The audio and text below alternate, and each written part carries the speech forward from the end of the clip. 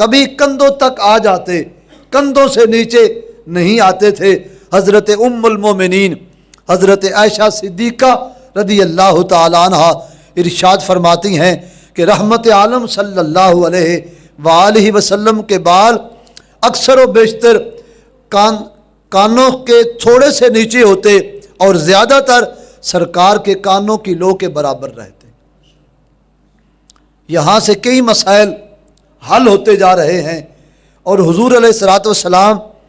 جب اپنے بالوں کی حجامت کروانے کے لیے بالوں کو تیل لگاتے اور کنگھی فرماتے تو تب بال سیدھے ہو جاتے، تو ان کی زیادہ سے زیادہ مقدار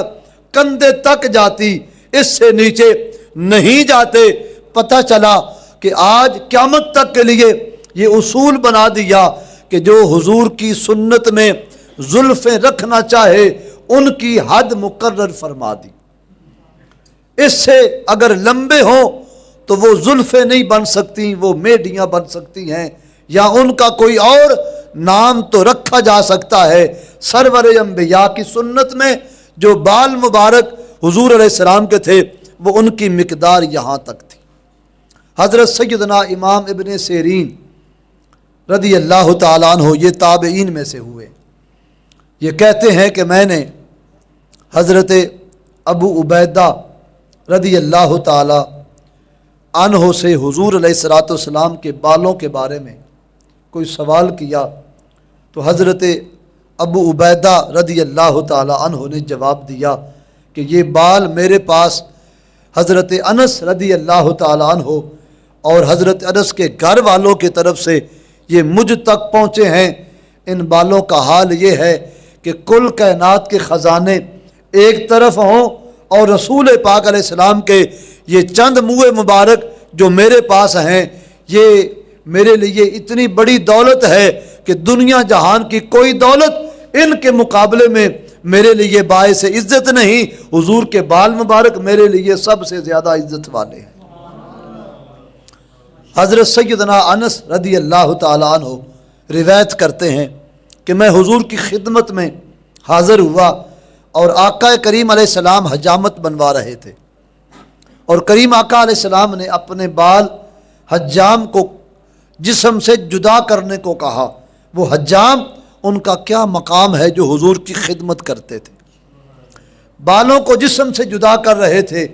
اور صحابہ کرام حضور کی چاروں طرف حلقہ بنائے کھڑے تھے کہ حضور سے کے جسم سے جو بال جدا ہو وہ زمین پر نہ جائے، وہ ہمارے ہاتھوں میں آ جائے۔ حضرت انس کہتے ہیں کہ حضور کے ساتھ مجھے یہ سعادت ملی کہ کریم آقا علیہ السلام نے اپنے حج عمرے کے موقع پر مجھے ساتھ لیا۔ آقا دو جہاں حج سے فارغ ہوئے تو رحمت عالم جمرہ عقبہ پر تشریف لے گئے، اور وہاں سے حضور علیہ الصلوۃ والسلام مزدلفہ سے پھر حضور جمرات کو کنکریاں مار کے واپس پلٹے تو رحمت عالم اپنے گھر میں تشریف لے گئے، اور مکہ شریف میں کریم آقا علیہ السلام نے حجام کو بلایا، اور حجام کو بلانے کے بعد رسول پاک علیہ السلام نے بال اپنے جسم سے جدا کرنے کو حکم دیا۔ حجام نے سیدھی جانب سے حضور علیہ الصلوۃ والسلام کے بالوں کو سر سے جدا کیا اور محفوظ طریقے سے رکھ لیے، پھر دوسری جانب سے کریم آقا علیہ السلام کے بال سر مبارک سے جدا کیے۔ جب جدا ہو گئے تو حجام نے بالوں کو سنبھال کے رکھا۔ رحمت عالم نے ارشاد فرمایا ابو طلحہ انصاری کو بلایا جائے، یہ حضور کے خادم خاص تھے، ان کو بلایا گیا، یہ حاضر ہوئے تو حضرت ابو طلحہ انصاری رضی اللہ تعالیٰ عنہ کو کریم آقا علیہ السلام نے خبر ارشاد فرمایا کہ یہ میرے بال لے لو اور یہ میرے تمام صحابہ میں تقسیم کر دو۔ حضرات ذی وقار حضور علیہ الصلوۃ والسلام نے اپنے بال از خود تقسیم کروائے۔ کیوں؟ اس لیے تقسیم کروائے کہ میری امت میرے بالوں کو سنبھال کے رکھے، اور جو خوش نصیب میرے بالوں کو سنبھال کے رکھے گا اس کا بھلا ہوتا جائے گا، اس کے یہ کام آئیں گے، اس کو کبھی مشکل بنے گی تو یہ مشکل کشائی کریں گے، کبھی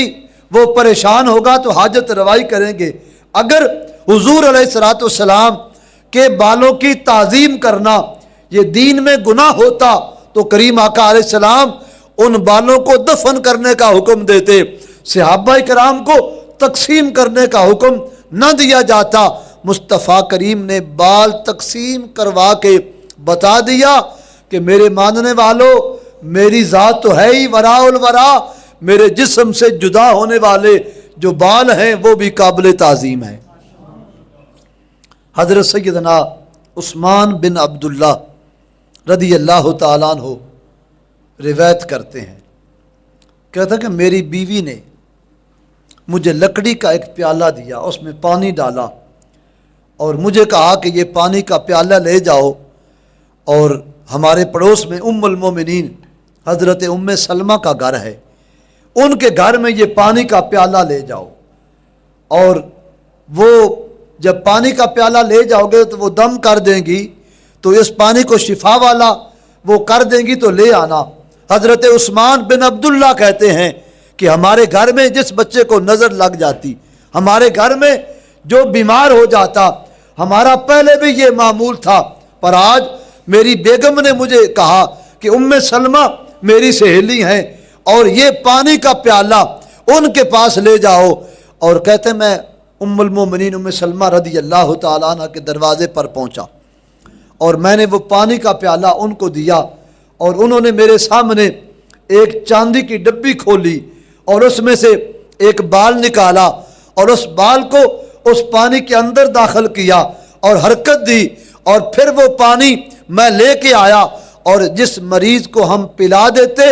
اس پانی کی برکت سے وہ شفا یاب ہو جاتا۔ یہ حضور علیہ الصلوۃ والسلام کے منہ مبارک کی برکت ہے۔ اور حضرت سیدنا خالد بن ولید رضی اللہ تعالیٰ عنہ، جن کو کریم آقا علیہ السلام نے اللہ کی تلواروں میں سے ایک تلوار فرمایا، سیف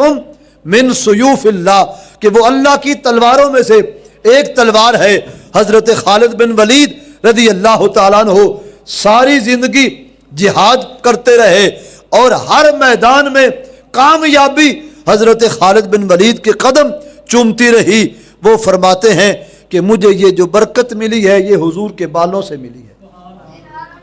کریم آقا علیہ السلام نے حجامت بنوائی اور ماتھے سے اوپر والے جو سامنے والے بال ہیں ان میں سے چند بال حضرت خالد بن ولید کے حصے میں آ گئے، انہوں نے وہ بال سنبھال لیے، اپنی ٹوپی میں اپنے سر کے تاج میں ان بالوں کو سجا کے رکھ لیا۔ یہاں سے یہ مسئلہ بھی ثابت ہوتا ہے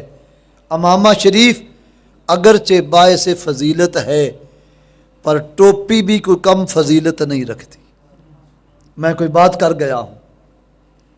حضرت خالد بن ولید نے وہ بال اپنی ٹوپی میں سی لیے، پرو لیے، سنبھال لیے، اس ٹوپی کو اتنا عزیز سمجھتے کہ کائنات میں کوئی چیز اتنی عزیز نہ تھی خالد بن ولید کے لیے جتنی وہ ٹوپی عزیز تھی۔ اس ٹوپی میں حضور علیہ السلام کے بال رکھ لیے۔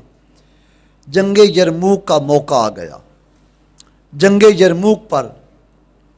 حضرت خالد بن ولید تشریف لے گئے۔